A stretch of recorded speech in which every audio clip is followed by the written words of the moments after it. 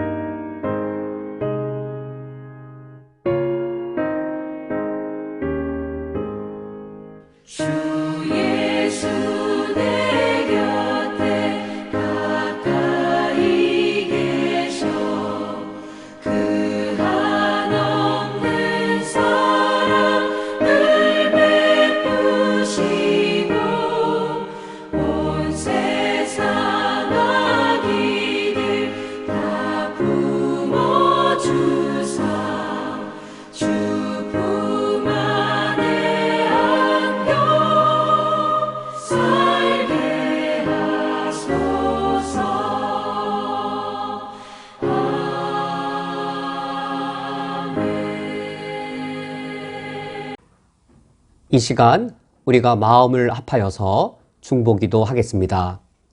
오늘은 내년도 우리 교회를 위하여 기도하기 원합니다. 첫 번째로 내년도 각 부서를 섬길 일꾼들을 위해 기도를 부탁드립니다. 우리가 맡은 직분을 하나님 앞에서 소명감으로 감당하게 하옵소서. 그 직분을 감당할 때에 하나님에 대한 사랑과 신앙 고백으로 감당하며 우리 교회 공동체를 소중히 여기는 마음으로 감당하게 하옵소서. 두 번째로 내년도 우리 교회 예산과 재정을 위하여 기도를 부탁드립니다. 우리가 교회 예산을 계획 세울 때에 항상 하나님의 원칙에 합당하게 계획 세우게 하옵소서. 하나님께서 가장 크게 원하시는 사역에는 가장 큰 분량의 재정을 책정하게 하시고 하나님의 뜻에 상관없는 일에 우리가 교회 재정을 계획 세우지 않게 하옵소서. 특히 우리가 재정을 관리하고 집행할 때에 허비하거나 낭비하는 일이 없게 하시고 선한 청지기로서 주님이 우리에게 맡기신 재정을 관리하게 하옵소서. 세 번째로 내년도 대면 예배와 주일학교를 위하여 기도를 부탁드립니다. 속히 코로나의 모든 문제들이 해결되게 해 주옵소서. 대면 예배를 위한 모든 준비가 매주마다 철저히 잘 이루어지게 하옵소서. 주일학교 사역을 비롯한 교회의 모든 사역들이 속히 정상화되게 하옵소서. 이 시간 이상의 기도 제목을 가지고 우리가 마음을 아파여서 중보기도 하겠습니다. 하나님 아버지시여, 40여 년 전에 쿠웨이트 땅에 세우신 우리 교회 쿠웨이트 한인연합교회를 위하여 기도하오니 하나님의 선하심과 인자하심으로 우리 기도를 들으시며 응답하여 주옵소서. 내년도 각 부서를 섬길 일꾼들이 세워졌습니다. 하나님께서 맡겨주신 직분이오니 소명감으로 감당하게 하여 주옵소서. 이 직책을 감당할 때에 우리 모두가 다 하나님을 사랑하오니 주님에 대한 사랑 고백으로 신앙 고백으로 감당하게 하여 주시오며 예수 그리스도를 믿는 그 믿음으로 이 직책을 감당하게 하여 주옵소서. 지난 40여 년 동안 이 쿠웨이트 땅에서 우리 교회가 얼마나 보배로운 소중한 사역들을 감당하였는지요. 우리 교회 공동체를 소중히 여기며 아끼는 마음으로 내게 주어진 직책을 충성되이 감당하게 하여 주옵소서. 하나님 아버지시여, 내년도 우리 교회의 예산과 재정을 위하여 기도를 드립니다. 하나님의 사역이 재정의 넉넉함으로 더 잘 감당되는 것이 아니며 재정이 부족하다 하여서 하나님의 사역이 장애를 겪는 것도 아님을 저희들이 잘 알고 있습니다.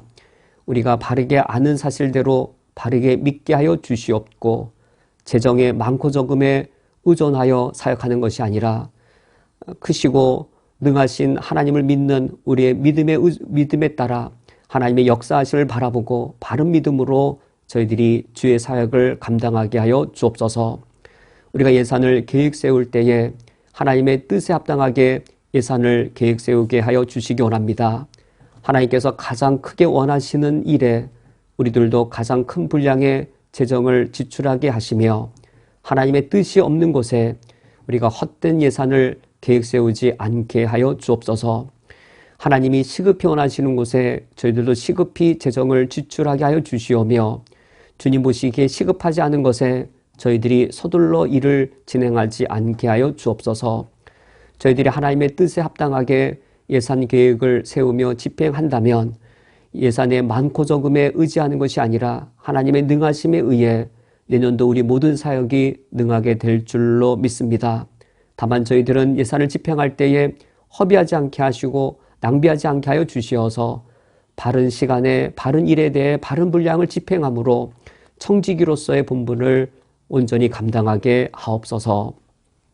하나님 아버지시여, 내년도 대면 예배와 주일학교를 위하여 기도를 드립니다. 아직 코로나의 어려움들이 진행되고 있사오니 우리를 보호하여 주옵소서. 그리고 무엇보다 코로나의 어려움이 신속히 해결될 수 있도록 우리에게 자비를 베풀어 주옵소서. 매주 대면 예배를 위한 준비가 철저히 이루어지게 하여 주시옵고 유아들을 위한 예배 공간이 마련되게 하여 주시오며 코로나의 여러 상황 속에서 안전을 위한 모든 일들이 잘 갖추어지고 매주마다 이루어지게 해 주시옵소서. 코로나의 여러 어려움 속에서도 주일학교가 내년도부터 대면 예배로 시작되어집니다. 주일학교 대면 예배가 시작되는 것 위에 하나님의 은총을 더하여 주시옵고 우리 선생님들 한 분 한 분 위에 우리 어린이 청소년들 우리 자녀들 한 사람 한 사람 위에 주의 은총이 풍성히 깃들게 해 주시옵소서. 이제 코로나의 어려움이 사라지며 우리 교회의 예배와 청소년 사역과 주일학교 사역을 비롯한 모든 사역들이 정상화되며 하나님 아버지 앞에서 우리가 꿈꾸고 계획한 모든 일들이 속히 정상화될 수 있도록 역사하여 주옵소서. 예수 그리스도의 이름으로 기도합니다. 아멘. 성경 봉독하겠습니다. 오늘 성경 말씀은 마태복음 5장 17절의 말씀입니다. 오늘 성경 말씀을 제가 봉독해 드리겠습니다. 내가 율법이나 선지자를 폐하러 온 줄로 생각하지 말라. 폐하러 온 것이 아니요 완전하게 하려 함이라. 아멘. 다 함께 기도하고 말씀을 듣겠습니다. 하나님 아버지시여, 지난 금요 주일에 나를 위해 이 땅에 태어나신 예수 그리스도의 탄생을 기념하는 성탄절 예배를 드렸습니다. 오늘 주님의 말씀을 들을 때에 예수 그리스도께서 진실로 나의 왕이시며 나의 제사장이시며 나의 선지자이신 것을 다시금 고백하기를 원합니다. 오늘 주의 말씀을 들을 때 내게 찾아와 주시옵소서. 예수 그리스도의 이름으로 기도합니다. 아멘. 우리는 지난주 일요 저녁 예배 때 메시아에 관하여 말씀을 살펴보았습니다. 구약 성경에서 메시아 개념은 어떤 내용인가를 살펴보았습니다.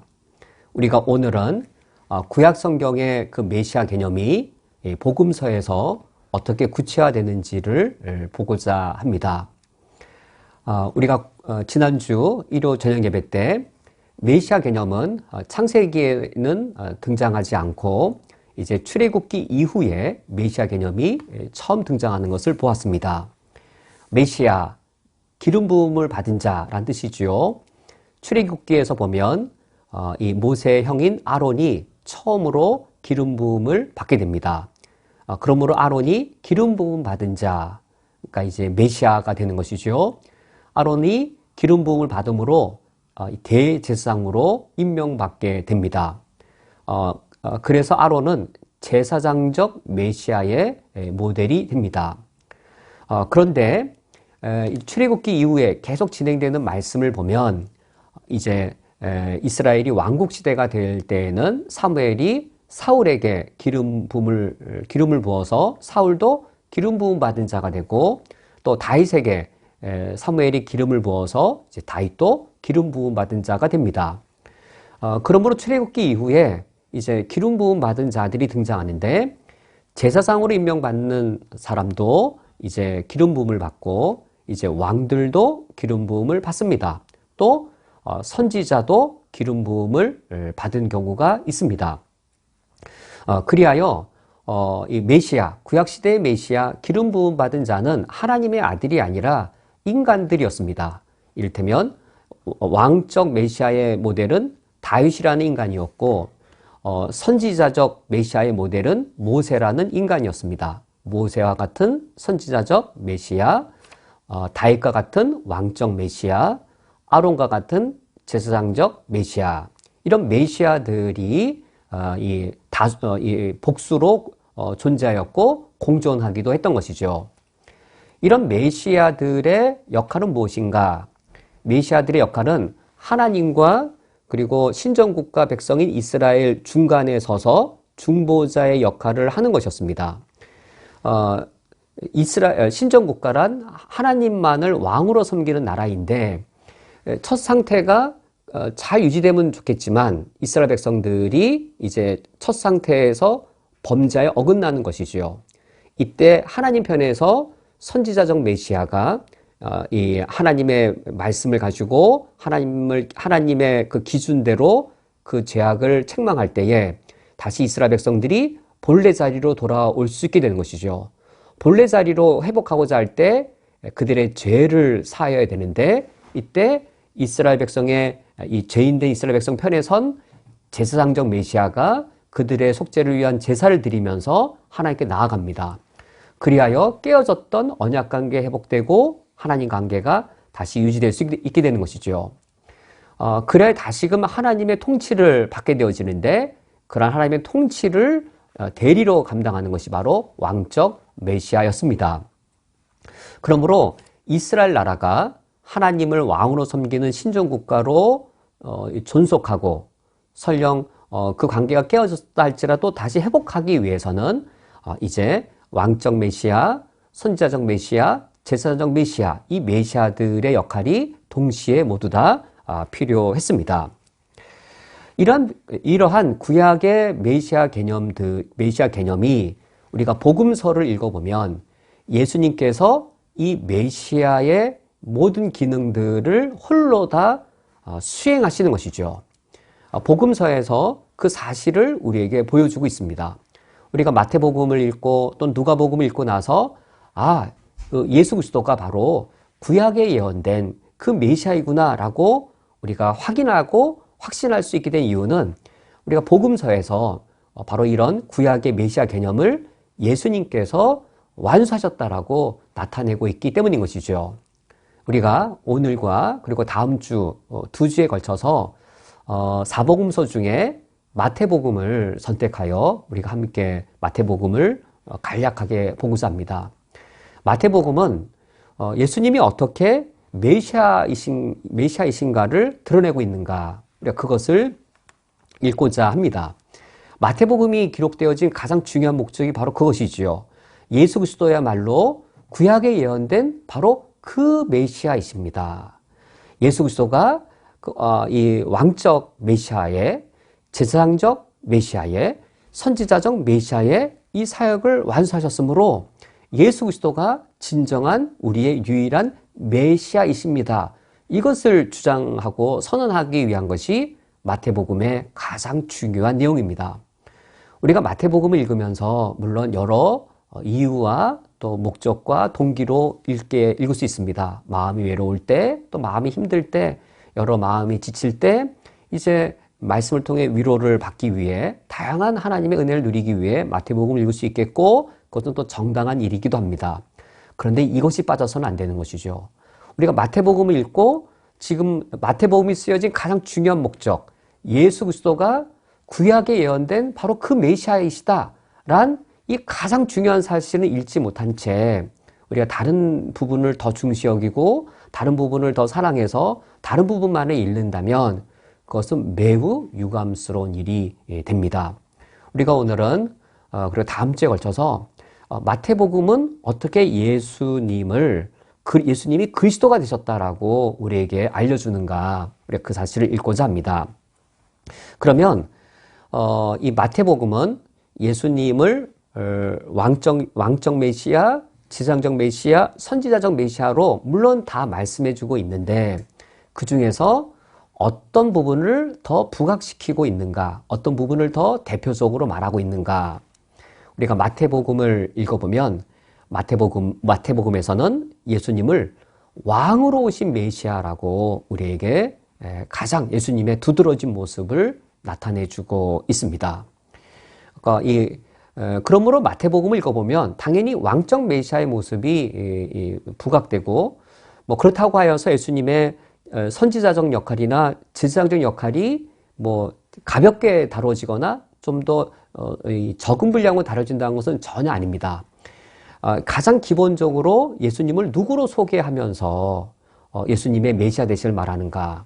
마태복음은 예수님을 왕으로서 가장 기본적으로 말하면서, 그러니까 왕으로 말한다는 것에는 이제 왕적 역할을 한다는 것이 또 이제 포함되겠죠.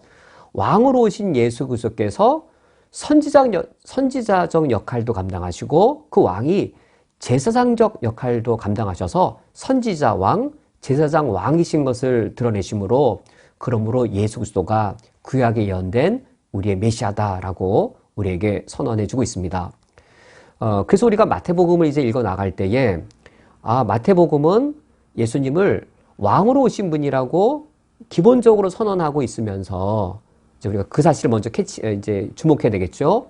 그러면서 왕이 어떻게 선지자 역할을 하는지, 왕이 어떻게 제사장 역할을 하는지 그것을 보여주고 있구나. 그것을 마태복음이 기록하고 있구나. 라는 사실을 따라 읽으면 우리가 마태복음을 읽고 나서 정말로 예수 그리스도가 구약에 예언된 우리의 메시아이시구나란 아주 우리 기독교 신앙의 중요한 부분을 우리가 말씀을 통해 확인할 수 있을 겁니다. 그래서 먼저 이제 아직 지금 서론까지의 말씀인데, 서론에서 그러면 이 마태복음은 예수님을 어떻게 왕으로 소개하고 있는가부터 우리가 살펴보고자 합니다. 마태복음 우리가 오늘 좀 여러 구절들을 살펴보고자 하는데, 우리 성도님들께서는 이제 성경을 저랑 같이 따라 읽으시면서 마태복음에 필요한 부분은 또 체크도 하셔서 이제 마태복음이 이런 관점에서 또 이런 내용으로 예수님을 소개해 주고 있구나라는 사실을 같이 마태복음 본문을 통해 확인하시면 더 좋겠습니다. 먼저 이 마태복음은 예수님을 기본적으로 왕으로 소개하고 있는데 그 사실은 마태복음의 첫 번째 장과 마태복음의 마지막 장을 보면 알 수 있습니다. 마태복음이 모두 28장의 분량인데 그러니까 1장과 28장 1장 중에서도 1장 1절 첫 번째 구절과 그리고 마태복음 28장의 마지막 부분 마태복음 28장 18절에서 20절의 말씀을 보면 예수님이 왕으로 오신 분인 걸 나타낸다는 사실을 알 수 있습니다. 마태복음 1장 1절에 아브라함과 다윗의 자손 예수 그리스도의 계보라라고 마태복음 1장 1절이 시작하므로 예수님이 다윗 왕의 후손으로 태어나신 사실을 마태복음 1장 1절에서 선언함으로 마태복음이 시작됩니다. 그 내용이 2절부터 17절까지 족보로 시작되는 것이죠.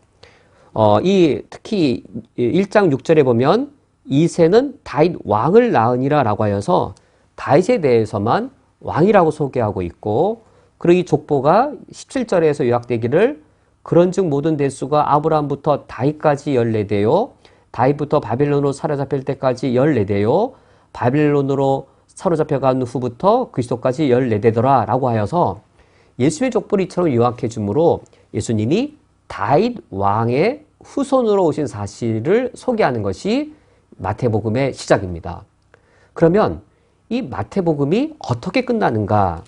마태복음 28장의 가장 끝부분 18절에서 20절의 말씀을 보면 먼저 18절에 예수께서 나와 말씀하 이르시되 하늘과 땅의 모든 권세를 내게 주셨으니 라고 하여서 예수님께서 다윗 왕의 권세를 다 회복하신 모습 하늘과 땅을 다스리는 다윗 왕의 모든 권세를 회복하신 모습으로 예수님이 등장하고 있습니다.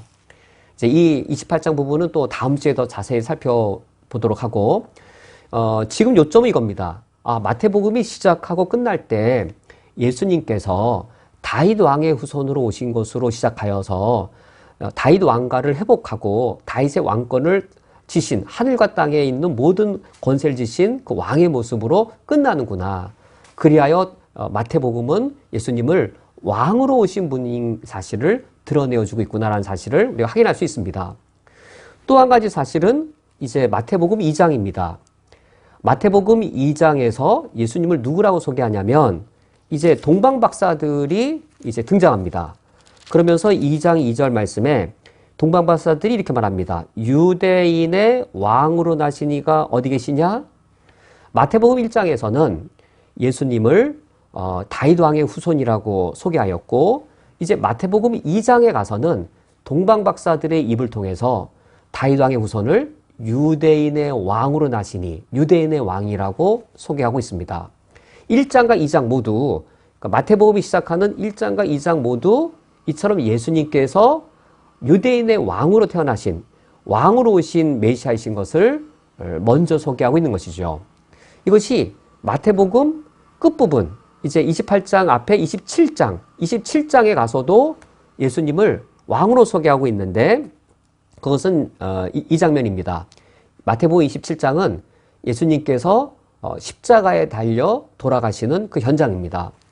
예수님이 십자가에 달리셨을 때 그 십자가 위에는 마태복음 27장 37절에 유대인의 왕 예수라 쓴 제패가 있다라고 돼 있어서 그 십자가에 예수님의 그 십자가에 유대인의 왕이란 문구가 기록되어져 있었습니다. 그러므로 유대인의 왕이란 이 표현이 마태복음 2장에도 등장하고 마태복음 27장에도 등장하는 것이죠.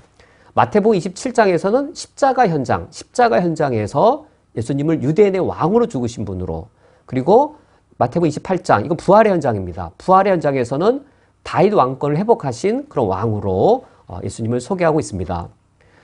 그래서 지금 이 내용을 요약해 보면 마태복음이 처음 시작되는 1장과 2장에서 예수님이 왕으로 태어나신 분인 것을 소개하고 있고 이제 마태복음이 끝나는 27장과 28장에서도 동일하게 유대인의 왕, 또 다윗의 왕권 회복하신 모습을 보여주므로 예수님이 왕으로 회복하신 왕이신 그 예수 그리스도이신 것을 드러낸다는 사실을 우리가 확인할 수 있습니다.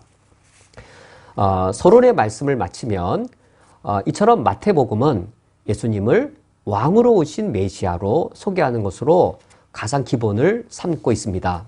이제 이하에서는 그러면 왕으로 오신 이 예수님께서 어떻게 선지자의 역할을 그리고 제사장의 역할을 하시는 것으로 마태복음이 소개하고 있는지를 이어서 살펴보도록 하겠습니다.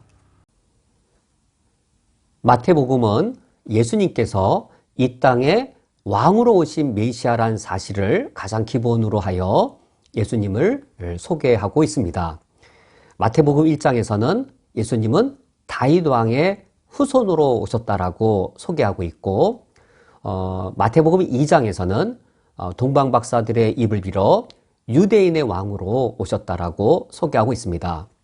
이처럼 마태복음 1장과 2장에서는 예수님이 왕으로 오셨다라고 소개하고 있습니다. 그 다음 장 마태복음 3장에서는 이제 왕이 드디어 이제 대관식을 하게 됩니다.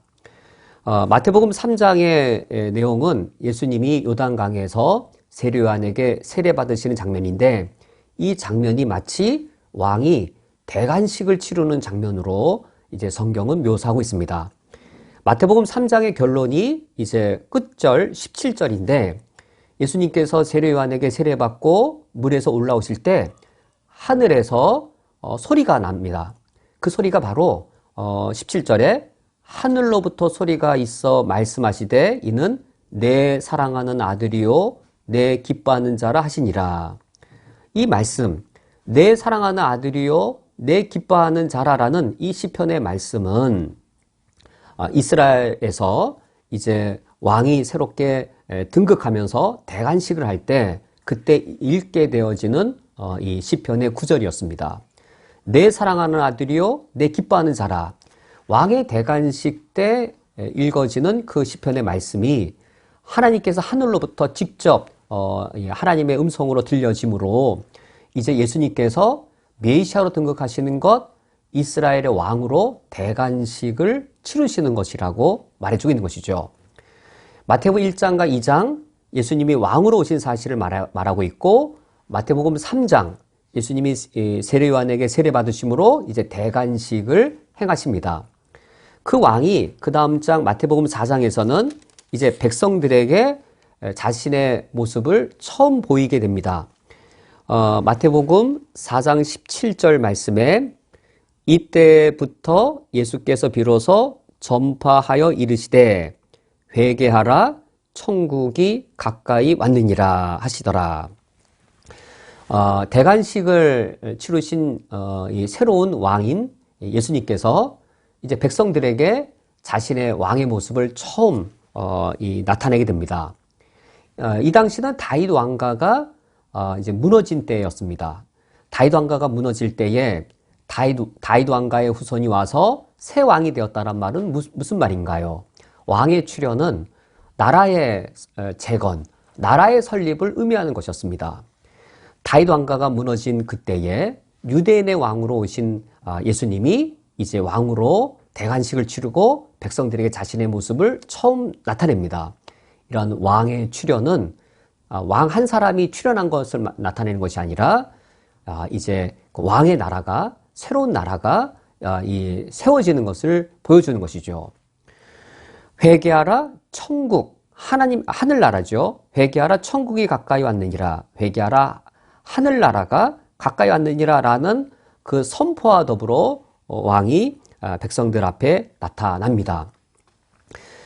그렇다면 이 예수님의 이 첫 선포, 천국이 가까이 왔느니라라는 이 첫 선포를 볼 때 예수 그리스도는 어떤 왕이신가요? 예수 그리스도는 하늘나라를 이 땅에 가져오는 그런 왕이셨습니다.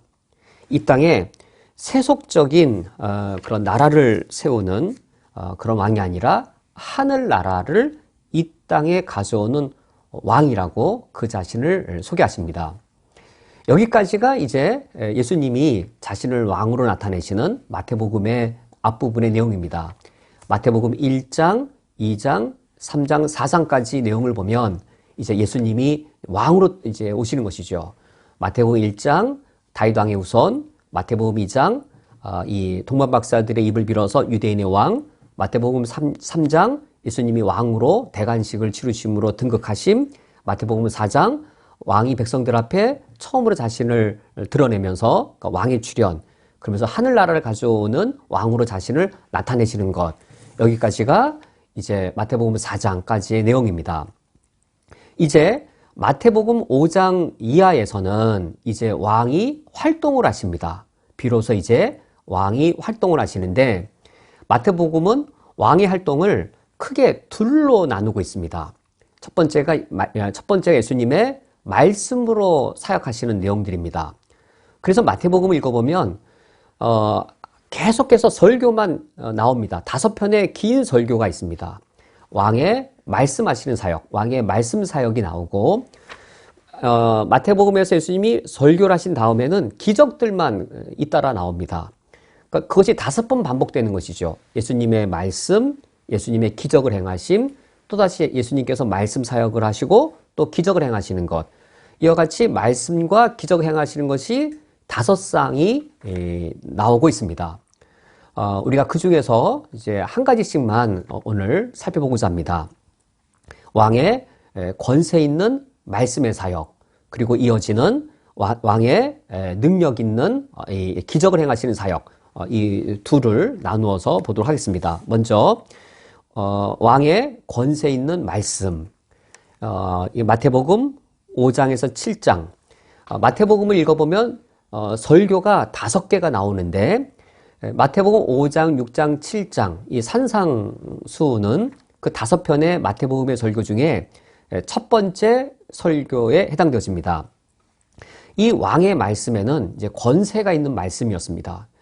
왕이 출현을 하여서 백성들 앞에서 이제 나는 하늘나라를 갖고 오는 왕이다라고 자신을 나타내면서 이제 말씀을 통하여 사역하시는데, 과연 이 말씀을 통한 사역은 어떤 사역이었는가? 우리가 마태복음 5장에서 7장 산상수훈을 통해서만 간략하게 살펴보겠습니다. 마태복음 5장 1절에서 10절까지는 산상수훈 중에 첫 번째 설교인데 우리가 요즘 새벽 말씀으로 묵상하고 있는 중이죠.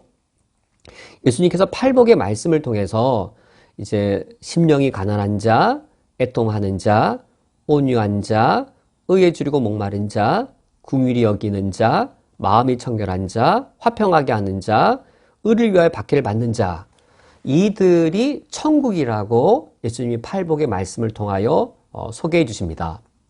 우리가 어떤 가게에 가서 좋은 가게다라고 말하면 어떤 가게인 건가요? 좋은 가게는 뭐 건물이 좋은 가게라기보다도 그 가게 좋은 가게야 라고 말하면 그 가게의 사장이 좋고 또 종업원이 좋을 때 좋은 가게인 것이죠. 어떤 가게에 들어갔는데 주인이 나쁘면 나쁜 가게라고 말하게 되는 것처럼 예수님께서는 천국을 어떻게 말씀하셨냐면, 천국은 물질이 풍요롭고 어떤 시설이 최첨단으로 갖추어진 그런 멋진 도시다라고 소개하신 것이 아니라 어떤 사람들로 구성되어 있는 곳인가로 천국을 정의해주고 있습니다.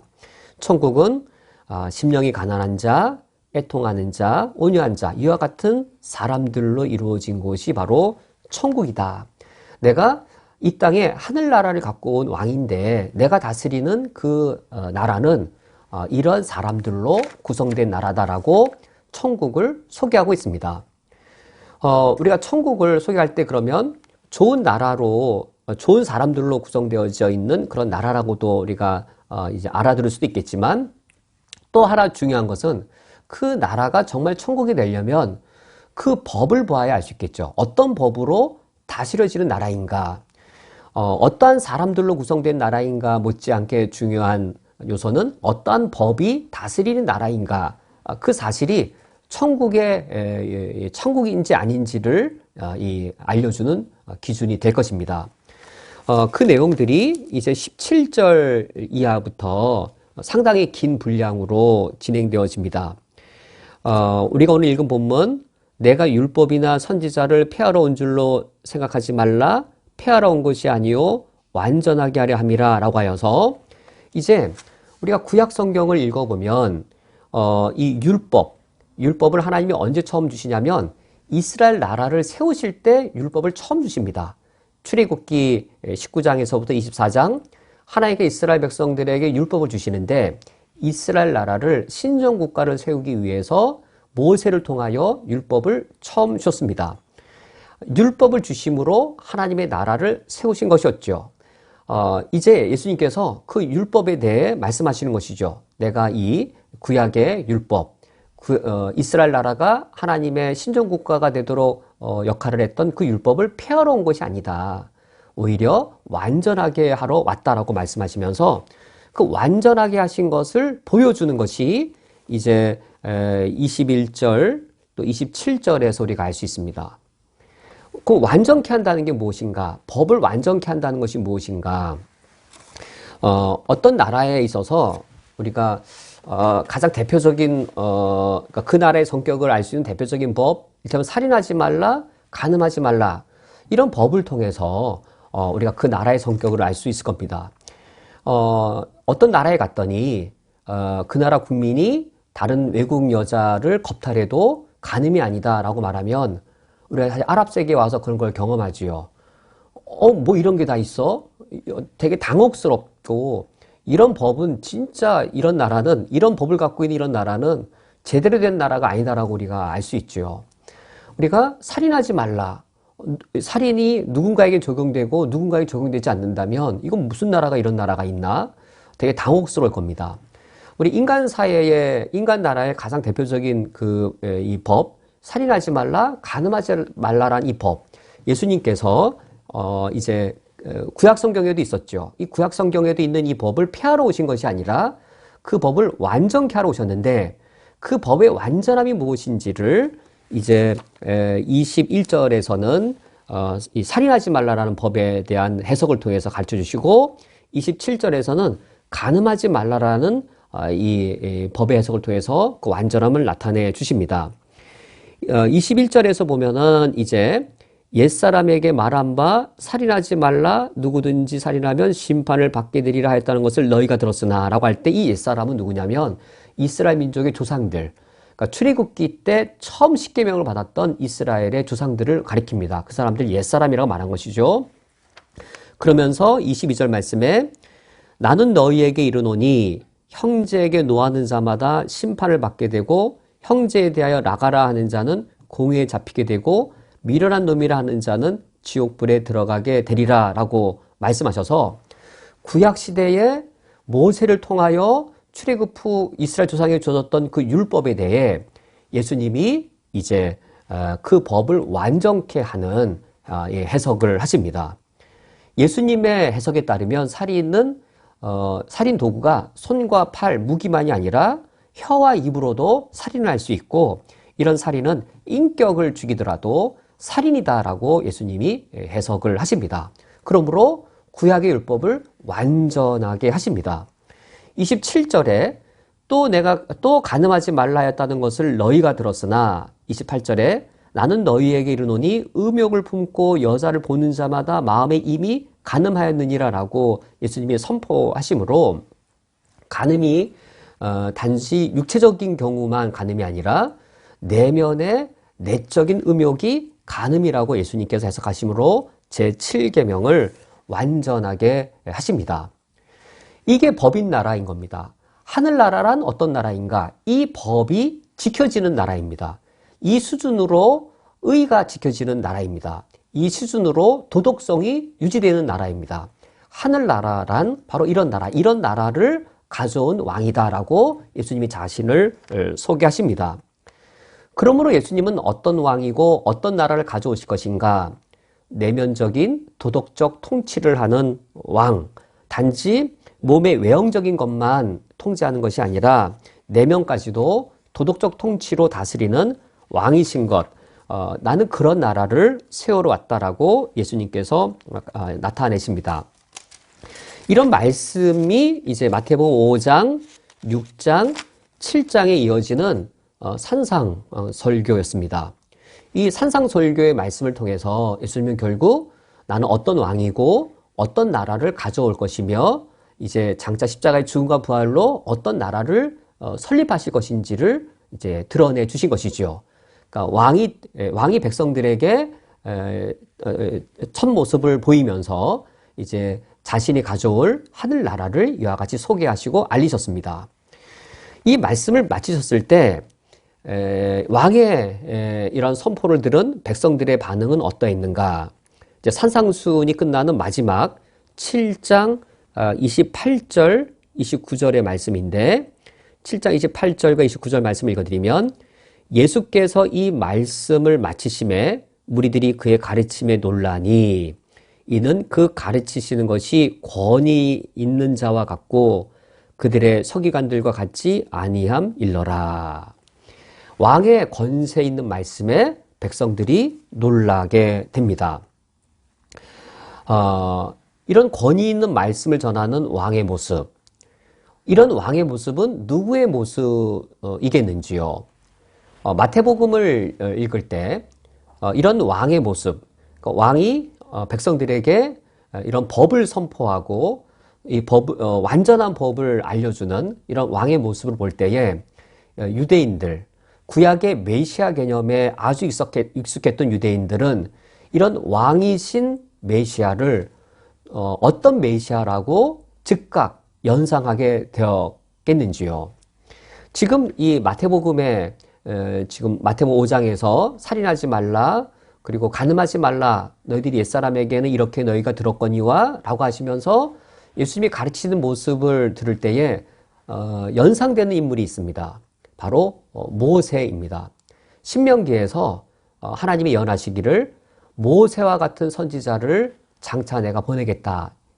하나님께서 신명기에 말씀하셨습니다. 모세가 산에서 율법을 받아서 산에서 받은 율법을 백성들에게 가르쳤습니다. 지금 예수님께서 산에서 새로운 율법을 선포하고 계십니다. 모세와 자신을 견주시면서 나는 모세보다 더 월등한 권세를 갖고 있는 참된 선지자적 메시아다라는 사실을 드러내고 계신 것이지요.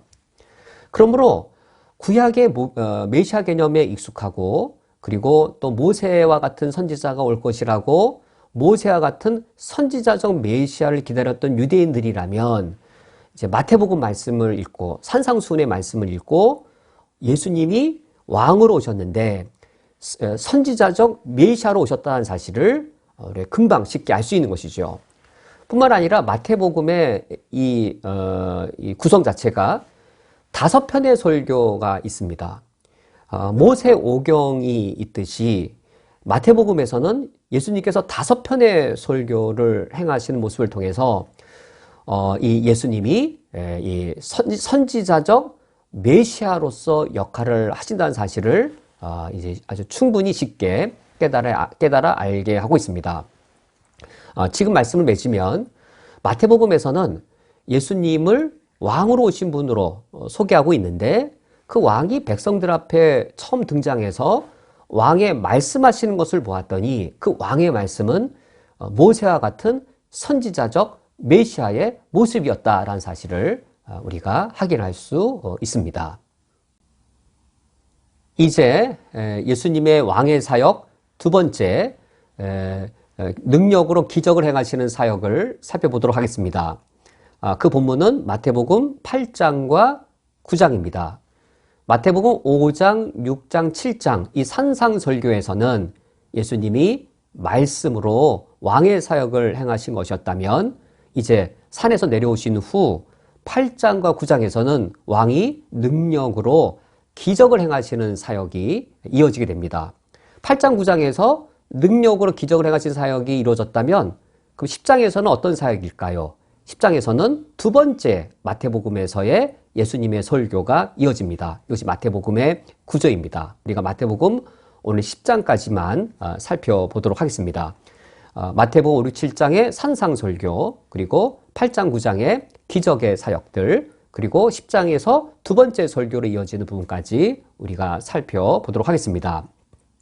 그러면 예수님의 왕의 사역의 두 번째 부분, 기적을 행하시는 사역이 마태복음 8장과 9장인데 여기서 모두 9가지의 기적이 등장합니다. 이 9가지 기적이 3개의 기적씩 한 쌍을 이루고 있는데 먼저 8장의 3개의 기적을 보면 1에서 4절에서는 나병 환자의 치유, 5에서 13절은 이제 이방인 백부장의 종을 치유하시는 이 사역, 그리고 14절에서 17절 특히 이제 베드로의 장모 여인을 치유하시는 이 사역이 나타나고 있습니다. 다 예수님이 기적을 행하시는 왕이 능력으로 기적을 행하시는 사역들을 이와 같이 소개하고 있는데 그중에 첫 번째 이 3가지 쌍은 유대교가 종교적인 권위로 깨트린 것들을 왕으로 오신 예수님께서 그의 권세로서 유대교가 깨트린 것을 회복시키는 기적을 베푸십니다. 나병 환자는 유대교가 종교로서 더러운 사람으로 여겨서 이스라엘 공동체 바깥으로 내쫓아버린 사람입니다. 그런데 8장 3절 말씀에 내가 원하노니 깨끗함을 받아라 라고 하여서 유대교가 종교의 권위로서 더럽게 여겨서 이스라엘 공동체 바깥으로 내쫓아버린 사람을 예수님은 유대교보다 더 큰 권위를 가지고 이제 이 나병 환자를 치유해 주심으로 이스라엘 공동체 안으로 들어올 수 있도록 회복시켜 주시는 이적을 베푸십니다. 두 번째는 이방인의 백부장의 하인을 치유해 주신 사건인데 이방인들은 아예 이스라엘의 유대교의 종교의 권위에 의해 이스라엘 나라 안으로 들어올 수 없는 언약 밖에 있는 백성들이었습니다. 언약 밖에 있는 이방인을 향해서 예수님이 치유해 주심으로 그들을 언약 공동체 하나님 나라 안으로 들어올 수 있도록 기적을 행하십니다. 세 번째 14절에 이제 베드로의 장모가 열병으로 앓고 있는 걸 치유해 주신 사건은 이런 의미인 것이죠. 이스라엘 공동체 안에서 여자는 열등한 존재였습니다. 열등한 존재였던 여인을 치유해 주심으로 그 이 차별의 벽, 열등의 벽을 허물어 버리시는 그런 기적을 베푸셨습니다. 이런 3가지 기적을 베푸신 이후에 8장 18절에서 22절에 보면 이제 예수님께서 나를 따르라라고 제자를 부르시는 장면이 이어집니다. 예수님께서 나를 따르라고 제자를 부르시는 장면, 기적을 행하시고 나를 따르라고 제자를 부르시는 장면, 이때에 나를 따르라라는 것은 과연 어떤 의미를 갖는 것인지요. 유대교의 종교가 허물어버린 여러 벽들, 이제 유대교 안에 있어도 더러운 사람이라고 내쫓고 이방인이라고 들어오지 못하게 하고 이스라엘 나라 안에 있을지라도 여자라고 열등한 존재로 만들어버렸던 이 모든 이 차별의 벽들을 다 허물어버린 이후에 이제 새로운 공동체, 새로운 나라를 설립하실 것을 보여주신 이후에 제자들을 향해 나를 따르라라고 말씀하신 것은 어떤 의미인지요? 바로 이러한 하나님의 나라를 이루는 그 길에 너희들이 같이 따라가자라는 그런 제자도의 요구가 되어집니다. 이런 제자도를 말씀하신 이후에 3가지의 기적 두 번째 쌍이 8장 23절부터 다시 또 이어집니다. 두 번째 쌍의 3가지 기적은 8장 23절에서 시작되어지는 이제 풍랑 있는 바다를 잠잠케 하시는 기적, 그리고 두 번째 기적은 28절부터 34절에 있는 귀신 들린 여인을 치유해 주시는 기적, 그리고 세 번째 기적은 9장 1절부터 8절까지 이제 중풍병자를 치유해 주시는 기적입니다. 이 두 번째 쌍, 그러니까 네 번째, 다섯 번째, 여섯 번째 이 기적들이지요. 이 기적들은 왕의 권세가 미치는 그 영역, 그것을 보여주는 기적이었습니다. 먼저 첫 번째에 풍랑이 있는 바다를 잠잠케 하시는 왕의 권세를 볼 때 이 왕은 어느 영역까지 권세가 미치는가? 자연 세계를 다스리는 권세를 갖고 계신 것이죠. 그리고 귀신 들린 이 사람을 치유해 주시는 장면을 볼 때 예수님은 어느 영역을 다스리는 권세가 있는가? 자연 세계뿐만 아니라 영적 세계까지 다스리는 권세가 있으신 것이지요. 즉 물질 세계와 영의 세계, 창조주 하나님이 창조하신 영역인데 창조주의 통치 영역을 자신의 통치 영역으로 삼는 왕이신 것을 예수님이 이 기적을 통하여서 드러내오셨습니다. 그렇다면 예수님이 신적 권위를 갖고 있는 분이신가? 그것을 확증시켜주는 것이 이 6번째 기적, 중풍병자의 치유인데 9장 1절부터 8절에 보면 이 논쟁이 단순히 병자를 치유하느냐가 아니라 예수님께서 9장 2절에 작은 자의 안심하라 내 죄사함을 받았느니라 라고 선언하셔서 예수님께서 단순히 이 질병의 치유를 질병 치유로 여기신 것이 아니라 죄사함의 문제로 더 발전시키십니다. 그 말을 들었을 때 9장 3절 어떤 서기관들이 속으로 이르되 이 사람이 신성을 모독하도다 라고 말하여서 지금 예수님께서 자연세계와 영의 세계를 다스리는 권세를 갖고 있는 창조주의 그 통치 영역을 다스리는 정도가 아니라 예수님께 이 제3의 권세까지 갖고 있는 하나님께 속한 고유한 권세까지 소유한 분이시라는 사실을 드러내어주고 있습니다. 그러신 이후에 예수님께서 9장 9절부터 13절에 보면 또다시 예수님이 두 번째로 제자를 부르십니다. 이런 패턴이 반복됩니다. 세 번의 기적을 행하시고 제자를 부르시고 두 번째 셋상의 기적을 행하시고 두 번째 제자를 부르시는 것이 패턴으로 반복됩니다. 9장 9절에 나를 따르라 하시니 일어나 따르니라 라고 이제 예수님께서 제자를 부르시는데 이때 특히 제자는 누구였냐면 마태였습니다. 마태복음을 기록한 마태가 자기가 제자로 부름받은 장면을 바로 여기에 기록하고 있는 것이죠. 예수님이 나를 따르라. 그러니까 마태가 이걸 기록할 땐 더 마음이 또 새로웠을 것 같습니다. 자기 이야기를, 자기가 제자로 부름받은 그 이야기를 집어넣은 것이기 때문이죠. 이때 예수님을 따라간다는 것은 과연 어떤 것을 말하는가? 예수님을 따라가는 길에 어떤 일이 일어나는가? 10절 말씀에 예수께서 마태의 집에서 앉아 음식을 잡수실 때에 많은 세리와 죄인들이 와서 예수와 그의 제자들과 함께 앉아 있었더라 라고 하여서 예수님을 따라가는 그 길, 예수님의 제자로서 예수님을 따라가는 그 길의 성격이 여기에 엿보이고 있습니다.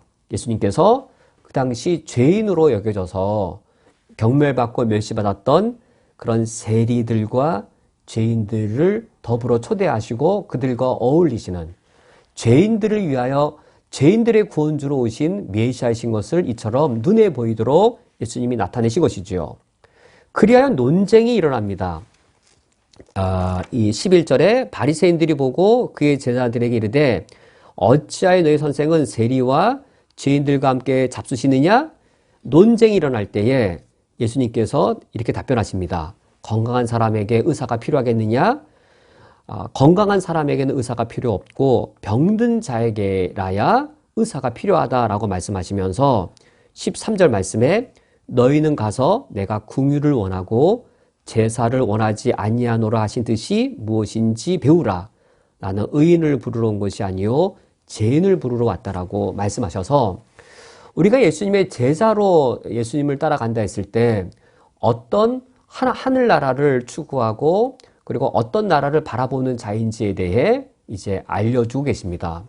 제사라고 하는 종교가 아니라 긍휼이라고 하는 하나님 나라의 원리, 그것을 따르는 자가 제자인 것을 말씀해 주십니다. 그러면서 14절 이하에 이제 논쟁이 일어나는데 14절 이하에 이 논쟁을 종결하시는 예수님의 가르침은 이겁니다. 9장 17절에 새 포도주를 낡은 가죽 부대에 넣지 아니하나니 그렇게 하면 부대가 터져 포도주도 쏟아지고 부대도 버리게 됨이라. 새 포도주는 새 부대에 넣어야 둘이 다 보존되느니라 라고 새 포도주는 새 부대에 넣어야 된다라는 이 말씀을 제자도에 이어서 가르치십니다. 새 포도주는 새 부대에 넣어야 된다는 말은 예수님께서 하늘나라, 이 새 부대에 속한 하늘나라라고 하는 새 부대를 가져올 것이고 이 하늘나라는 이 새 부대에는 새 포도주가 담기는 나라가 될 것이라고 예수님께서 가르쳐 주십니다. 그 후에 이제 마지막으로 이제 이 7번째, 8번째, 9번째, 세 번째 쌍의 기적이 일어납니다. 이 세 번째 쌍의 기적은 이제 9가지 기적을 다 어떤 결론적으로 매듭을 짓는 결론적인 이제 메시지가 담기는 이 역할을 하기도 합니다. 그러면서 이 9가지 기적 중에 7번째 기적에서 이제 극치에 도달하게 되어집니다. 극치에 도달하는 최고의 어떤 절정에 이르는 9가지 기적 중에 절정에 이르는 기적이 이제 7번째 기적인데, 그러면 7번째, 8번째, 9번째 기적은 무엇인가? 이제 7번째 기적은 9장 18절부터 26절에 있는 기적인데, 죽은 소녀가 다시 살아나는 기적입니다. 7번째 기적이 가장 큰 기적이지요. 죽음의 세계까지 다스릴 수 있는 권세를 지니신 왕의 권세가 바다를 잔잔케 하는, 그리고 중풍병자를 고치는 그 정도의 권한이나 또 이 병자를 내어쫓는, 귀신 들린 자를 내어쫓는 그런 영적 세계를 다스리는 그 정도의 권한이 아니라 어디까지의 권한이냐면 제3의 권세까지 갖고 있고, 그리고 죽은 자를 살리시는 죽음의 세계까지 통치하시는 최고의 기적을 갖고 계신 그 왕의 권세를 이 7번째 기적에서 드러내어 주십니다. 그리고 8번째 기적이 28절에 맹인의 눈을 뜨게 하는 기적인데, 7번째 기적과 8번째 기적을 보면 여기서 강조되는 그 메시지가 믿음입니다. 7번째 기적에서도 믿음이 강조되고 있고 8번째 기적에서도 믿음이 강조되고 있습니다. 9장 22절 말씀에 예수께서 돌이켜 그를 보시고 이르시되 따라 안심하라 내 믿음이 너를 구원하였느니라. 죽은 자가 살아나려면 왕의 능력이 내게 임하여 왕의 능력이 내게 실효를 갖추게 되려면 믿는 자에게, 믿음으로 응답하는 자에게 왕의 능력이 드러난다는 것이죠. 그것이 그런 믿음에 대한 강조점이 이제 8번째 기적에도 있어서 이제 28절 말씀에 예수께서 집에 들어가심에 맹인들이 그에게 나오거늘 예수께서 이르시되 내가 능히 이 일을 할 줄을 믿느냐. 29절 말씀에 너희 믿음대로 되라 라고 하여서 맹인의 눈이 뜰 때에도 왕의 능력이 불신자들을 향해서 드러나는 것이 아니라 믿는 자에게 이제 왕의 능력이 드러나는 것임을 알려주고 있습니다. 그런데 이 맹인의 눈이 뜨는 것에는 또 다른 의미가 있습니다. 여기까지만 놓고 보면 잘 드러나지 않는데 마지막 9번째 기적을 보면 맹인의 눈을 뜨게 하는 기적에 특별한 의미가 있음을 알 수 있습니다. 왜냐하면 마지막 9번째 기적이 32절에 그들이 나갈 때 귀신 들려 말 못하는 사람을 예수께 데려오니 라고 하여서 말 못하는 사람의 혀가 풀리고 말하게 하는 기적이 마지막 9번째 기적이어서 8번째 기적과 9번째 기적이 연결되어집니다. 왜냐하면 이사야의 예언, 구약의 예언자의 예언에 따르면 메시아가 와서 기적을 행할 터인데 이 기적을 행하는 자가 메시아다. 메시아임을 입증시켜주는 기적이 있는데 그것이 바로 맹인의 눈을 뜨게 하고 말 못하는 사람의 입을 열어서 보게 하고 말하게 하는 기적을 행하는 자가 그가 메시아라는 증표란 사실인 것이죠.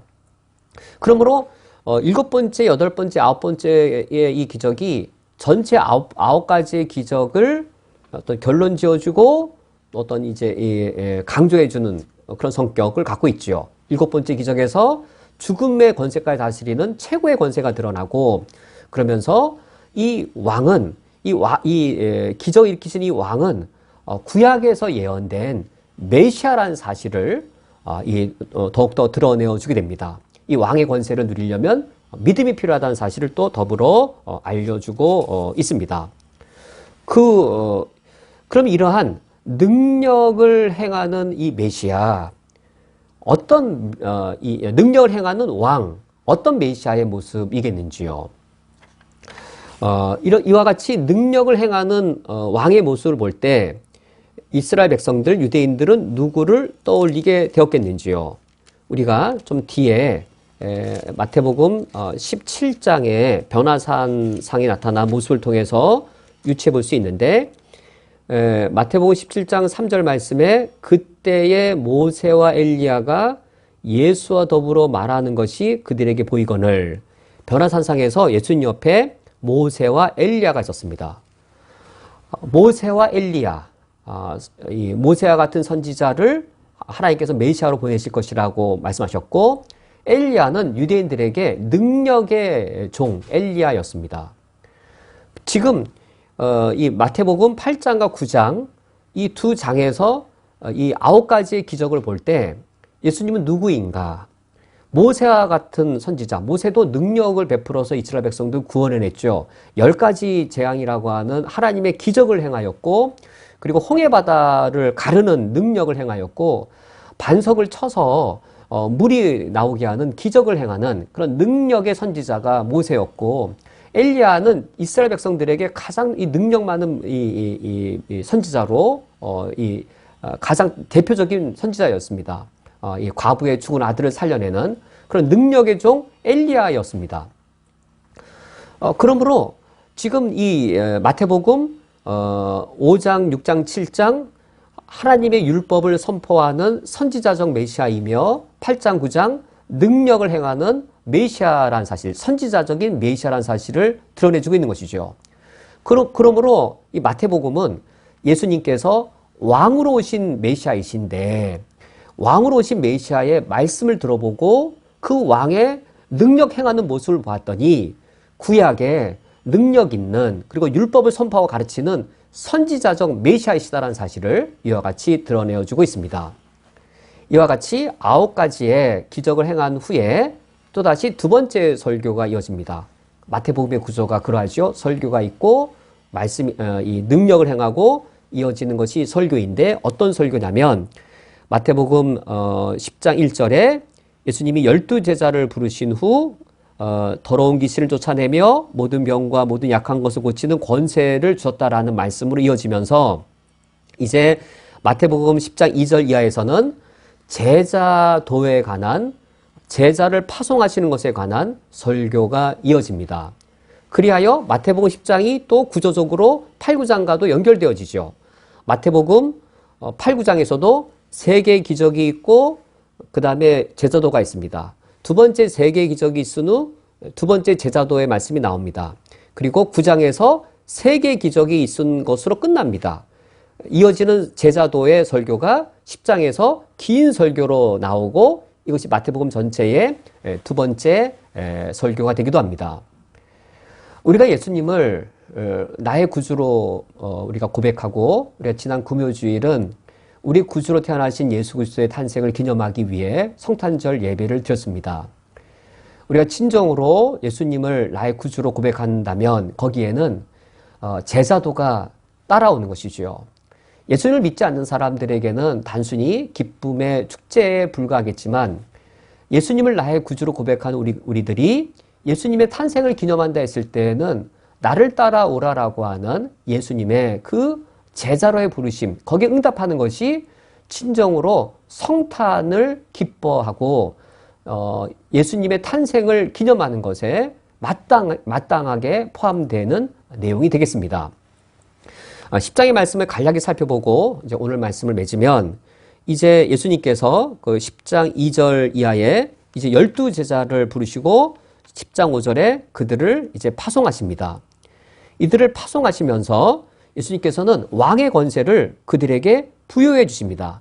왕의 권세를 부여해 주시면서 왕이 하던 일을 하게 하시는데, 10장 7절 8절 말씀에 가면서 전파하여 말하되 천국이 가까이 왔다 하고, 그러니까 예수님의 왕의 선포와 똑같은 선포죠.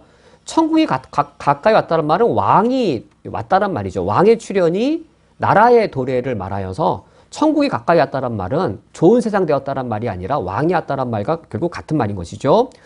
그러면서 8절 말씀에 왕이 왔다는 증거가 이제 제자들도 왕의 권세를 행하면서 병자를 고치며 죽은 자를 살리며 나병 환자를 깨끗하게 하며 귀신을 쫓아 내 대 너희가 거저받았으니 거둬주라 라고 이제 왕의 권세를 받고 제자들이 왕이 행하였던 기적들을 행합니다. 이때 제자들도 예수님이 겪었던 일들을 겪게 될 겁니다. 어떤 일들을 겪게 될 것인가? 14절에 누구든지 너희를 영접하지도 아니하고 너희 말을 듣지도 아니하거든 그 집이나 성에서 나가 너희 발에 먼지를 떨어버리라. 예수님께서 배척받으실 것처럼 너희들이 아무리 능력을 행할지라도 권세 있는 말을 할지라도 너희들이 배척받을 것이다. 그리고 16절에 보라 내가 너희를 보냄이 양을 이리 가운데 보냄과 같도다라고 그런 배척의 이유를 말씀해 주십니다. 그러면서 22절 말씀에 또 너희가 내 이름으로 말미암아 모든 사람에게 미움을 받을 것이나 끝까지 견디는 자는 구원을 얻으리라라고 하여서 미움받고 박해받을 것을 예고하십니다. 이제 23절 말씀이 또 박해에 대한 것이죠. 이 동네에서 너희를 박해하거든 저 동네로 피하라. 그러면서 예수님께서 38절 말씀에 또 자기 십자가를 지고 나를 따르지 않는 자도 내게 합당하지 아니하니라. 39절 말씀에 자기 목숨을 얻는 자는 잃을 것이요 나를 위하여 자기 목숨을 잃는 자는 얻을 것이라 라고 예수님께서 말씀하십니다. 왕으로 오신 예수님의 말씀과 능력을 보면 선지자의 모습이었는데 고난받는 선지자의 모습이었습니다. 이사야처럼 예레미야처럼 고난받으시는 선지자의 모습이었습니다. 왕으로서 권세를 행하여 영광을 받는 그 모습이 아니라 그 왕의 말씀과 능력 행사를 보니 고난받는 선지자의 모습이었습니다. 우리가 마태복음 10장까지의 말씀을 대략적으로 살펴보았는데 우리가 다음 주 일요 예배 때는 이어서 계속하여 왕으로 오신 예수님의 말씀과 권세를 보면 어떻게 선지자적이시고 또 제사장적이셔서 우리의 구주가 되셨는지 우리가 다음 주에 계속하여 살펴보도록 하겠습니다. 함께 기도하시겠습니다. 하나님 아버지시여 2000년 전에 이 땅에 태어나신 예수 그리스도는 나의 참된 메시아이십니다. 우리가 오늘 말씀을 드리며 주님이 나의 참된 왕, 나의 제사장, 나의 선지자이신 것을 고백합니다. 우리가 주님을 알아갈수록 또 주님을 바르게 아는 지식이 늘어갈수록 저희들이 더 강한 그리고 담대한 주의 제자들이 되기를 원합니다. 주님이 우리를 이 땅에 보내실 때에 이리 가운데 보내심을 미리 아셨고 우리가 배척당할 것이며 우리가 고난받을 것을 알려주셨습니다. 우리가 전하는 메시지를 사람들은 기뻐하지 아니할 것입니다. 우리의 삶 속에서 우리의 사역들 통해서 여러 기적들이 나타난다 할지라도 사람들은 그것을 원치 아니할 것입니다. 그러나 예수님께서 고난의 메시아로 오시어 고난받는 선지자의 모습을 보여주시면서 우리에게 나를 따라오라고 명령하셨사오니 예수님의 탄생을 즐거워하며 우리들도 십자가의 길을 가는 것을 기꺼이 기쁨으로 갈 수 있기를 원합니다. 예수 그리스도의 이름으로 기도합니다. 아멘. 다 함께 주기도로 오늘 예배를 폐하겠습니다. 하늘에 계신 우리 아버지여 이름이 거룩히 여김을 받으시오며 나라가 임하시오며 뜻이 하늘에서 이루어진 것 같이 땅에서도 이루어지이다. 오늘 우리에게 일용할 양식을 주시옵고 우리가 우리에게 죄 지은 자를 사하여 준 것 같이 우리 죄를 사하여 주시옵고 우리를 시험에 들게 하지 마시옵고 다만 악에서 구하시옵소서. 나라와 권세와 영광이 아버지께 영원히 싸움나이다. 아멘. 샬롬. 다음 주 일요 저녁 예배 때 다시 만나 뵙겠습니다.